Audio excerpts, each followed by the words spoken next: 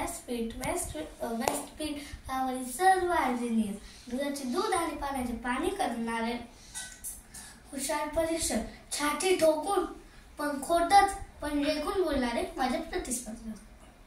मी same थुनबागर इयत्ता 4 केंद्र शाळा मोखाडा यातील विद्यार्थिनी.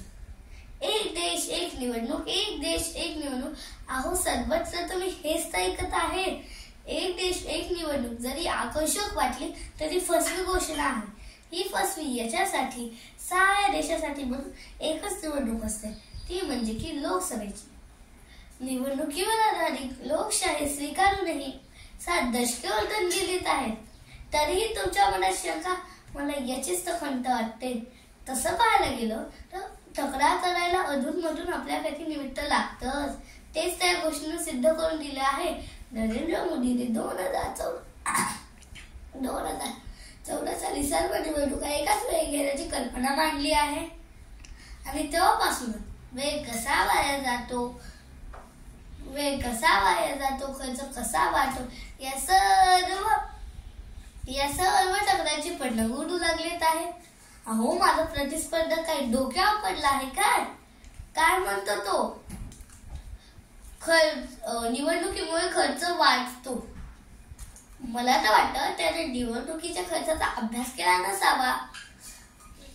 मी तुम्हाला सांगते, 2014 साली सर्व निवडणुका एकाच वेळी घेण्याची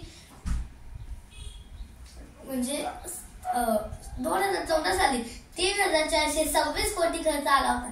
आणि विचार करायला गेलो तर प्रत्येक मतदारामागे फक्त आणि फक्त 42 रुपये खर्च आला होता, तोही 5 वर्षांनंतर. अहो आणि काय म्हणतो तो?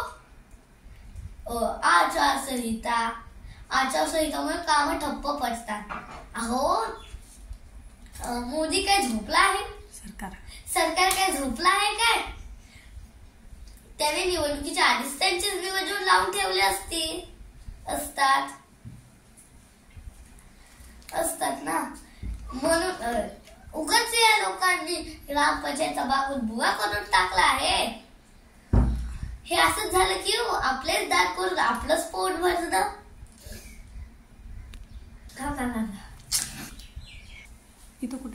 मी एका ठिकाणी वाचलं होतं, जब जब चुनाव आता है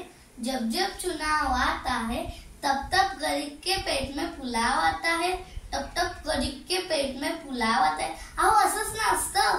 जेव्हा निवडणूक येतात तेव्हाच तर या नेत्यांना आपली गरीब जनता आठवते. आणि तरीही करून तुम्ही म्हणता की निवडणुका एकाच वेळी घेण्याची. अहो जर निवडणुका एकाच वेळी घेतली तर आम्हाला पोस्टर लावावे लागतील. कोणी आमच्या खासदाराला पाहिले का?